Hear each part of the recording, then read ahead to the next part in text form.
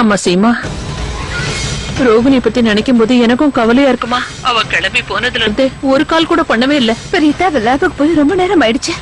அங்க லேட் ஆகுதுன்னா அவ ஒரு போன் பண்ணி நம்ம கிட்ட சொல்லிருக்கலாம்ல பெரியதா.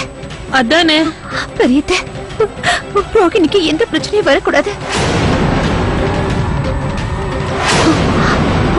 பெரியதா, நான் உங்களுக்கு அப்புறமா கால் பண்றேன். சரி சீமா.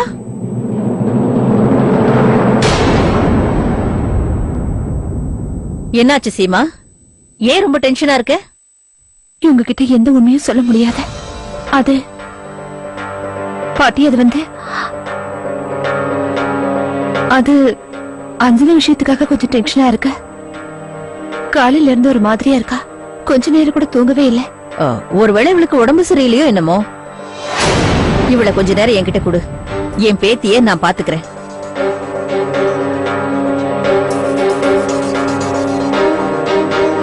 வாமா, வாட செல்லம். பாட்டி கிட்ட வருவீங்கல்ல?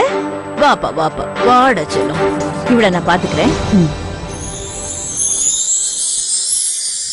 தயவு செஞ்சு என்ன மன்னிச்சிரு அஞ்சலி. இன்னைக்கு உன்னை விட உன் சித்திக்குதான் என் துணை தேவைப்படுதுமா. அவ சீக்கிரமா திரும்பி வந்துடுனா அதுக்கப்புறம் நான் உன் கூட உட்கார்ந்து விளையாடுறேம்மா. ரோகிணி, என்னை ஏன் இப்படி தர்ம சங்கடத்துல மாட்டி விட்டுட்ட? என் நிலைமைய புரிஞ்சுக்க மாட்டியா? ஒரு பக்கம் உனக்கு என்ன ஆச்சோன்ற கவலை எனக்கு. ஆனா இன்னொரு பக்கம் உனக்கு செஞ்சு கொடுத்த சத்தியத்தால என்னால வெளியில எதுவும் சொல்ல முடியல. வீட்டுல கேக்குறவங்க கிட்ட என்னால எதுவுமே சொல்ல முடியலையே. இன்னும் எதுக்கா அந்த சத்தியத்தை காப்பாத்துறீங்க? நமக்கு உதவாத சத்தியத்தை ஏன் காப்பாத்தணும்?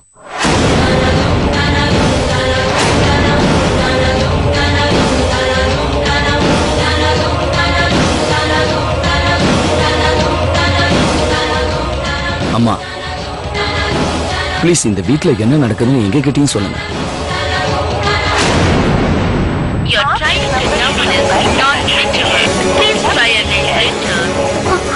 மறுபடியும் நோட்டு ஜெபம் வருது. எனக்கு ரொம்ப பயமா இருக்கா. ரோகிணி ஏதோ பிரச்சனையில தான் மாட்டிக்கிட்டு இருக்கான்னு நினைக்கிறேன். எனக்கு என்னமோ ரொம்ப பதட்டமா இருக்கு. ரோகிணி அப்படி என்ன பிரச்சனையில மாட்டிக்கிட்டு இருக்கா? உடனே நான் அங்க போய் ஆகணும். அவளை எப்படியாவது பார்த்தே ஆகணும். சீமா, சீமா, எனக்கு வேலை கிடைச்சு.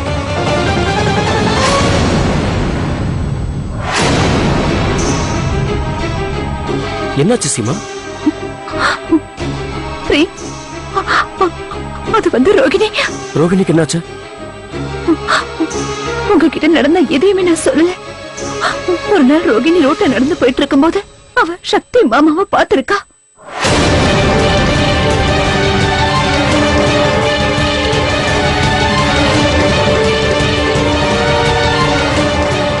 இவர் நீங்க பாத்துட்டீங்களா?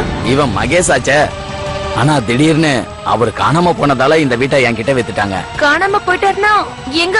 அதாவது அவரு எப்ப போனாருன்னு உங்களுக்கு தெரியுமா? 15th ஜூலை. ஆமா பிரேம், உண்மை என்னன்னு தெரிஞ்சுக்கணுங்கிறதுக்காக நாங்க 2 பேரும் அந்த எலும்பு கூட தேடி போனோம். நீங்க அந்த எலும்பு கூட எங்க புதைச்சு வச்சுன்னு சொன்னீங்களோ அங்க போனோம். ஆனா எங்க துரதிருஷ்டம் பிரேம், அந்த எலும்பு கூட அங்க கிடைக்கவே இல்லை. நாங்க போகிறதுக்கு முன்னாடியே அங்க இருந்து எலும்பு கூட யாரும் கொண்டு போயிட்டாங்க. நாங்க 2 பேரும் அங்க இருந்து வந்துகிட்டு இருந்தோம். அப்ப திடீர்னு எங்களுக்கு அந்த எலும்பு கூட புதைச்ச இடத்துல இருந்து ஒரு எலும்பு கூடோட பீஸ் கிடைச்சது. ரோகிணி, இங்க பாரு, இது அந்த எலும்பு கூடோட பீஸ் தான். நமக்கு ஆதாரம் கிடைச்சிருச்சுக்கா. அத நாங்க டிஎன்ஏ டெஸ்டுக்காக கொடுத்து அனுப்பியிருந்தோம் பிரேம். அப்புறம் இன்னைக்கு மத்தியானம் ரோகிணி அந்த டிஎன்ஏ ரிப்போர்ட் வாங்கறதுக்காக லேபுக்கு கிளம்பி போனா. டிஎன்ஏ ரிப்போர்ட்ஸா? அடக்கடவுளே!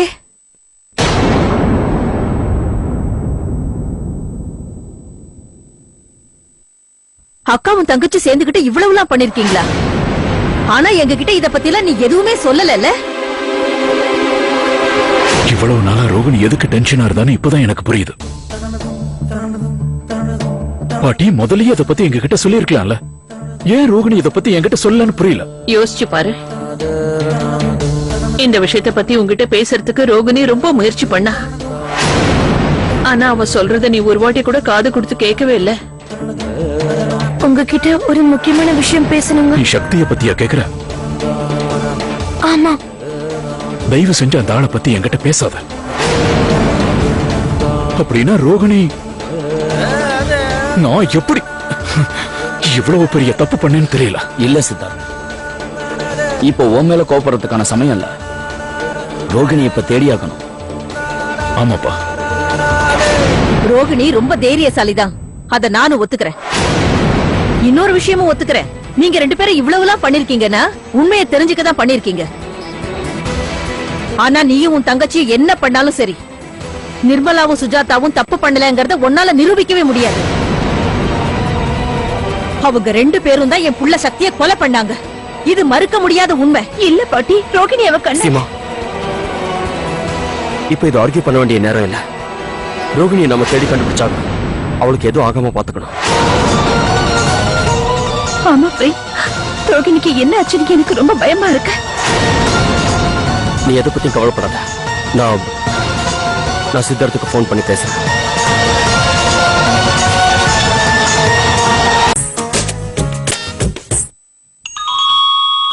ரோகிணி தான் கால் பண்றான்னு நினைக்கிறேன். யார் போன் பண்றாங்கப்பா? சொல்லு பிரேம். சித்தார்த்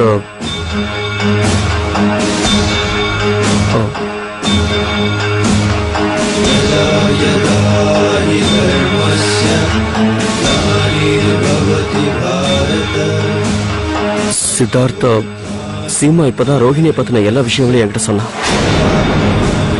நம்ம எல்லாரும் ஒன்னா சேர்ந்து ரோஹிணியை எப்படியாவது தேடி கண்டுபிடிக்கணும். ஆமா, அவளை தேடணும்னு தான் நாங்களும் கிளம்பிட்டு இருந்தோம். ரொம்ப நல்ல விஷயம்.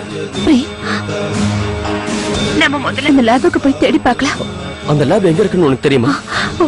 ரோகிணி இந்த லேப் எங்க இருக்குங்கிறத பத்தி என்கிட்ட சொல்லிருக்கா. நாங்க கூட அந்த லேப் கிட்ட மீட் பண்ணலாம்னு இருந்தோம். ஓகே சீமா. சித்தார்த், நீங்களும் லேபுக்கு வந்துருங்க. நானும் சீமாவும் உடனே அங்க வரோம். ஓகே, போலாம்ப்பா. வா, அம்மா போயிட்டு வந்துடுறோம். சீமா வா, நம்ம லேபுக்கு போகணும். என்ன பண்ற பிரேம் நீ? ஒரே நாள்ல நீ எல்லாத்தையுமே மறந்துட்டியா?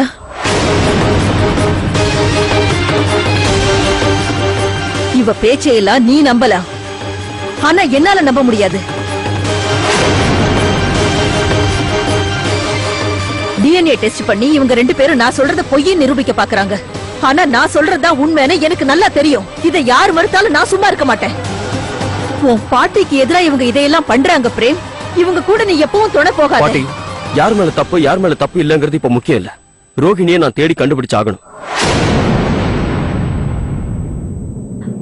சிமவா, அவங்க பாட்டி பிரேமண்ண சொல்றதுதான் சரி. இப்படி சொல்றதுக்கு என்ன மன்னிச்சிருங்க. ஆனா நீங்க சொல்றது கரெக்டான்னு எனக்கு தோணல பாட்டி. நீங்க தேவையில்லாம பதட்டப்படுறீங்க. யாரும் கேள்வி கேட்கறதாலையும் எதையாவது நிரூபிக்கிறதாலையும் நாம சொல்றது பொய்யாயிடாது பாட்டி. நீங்க தேவையில்லாம டென்ஷன் ஆகுறீங்க. ரோஹிணிக்கு நிச்சயமா இப்ப நம்ம துணை தேவை. உண்மையிலேயே அவ ஏதாவது ப்ராப்ளம்ல மாட்டிருந்தானா?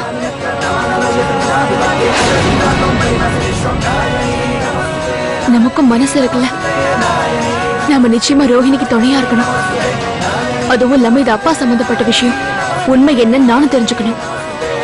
பிரேமண்ணா, நானும் உங்க கூட வரத்துக்கு தயாரா இருக்கேன். வா போலாம்.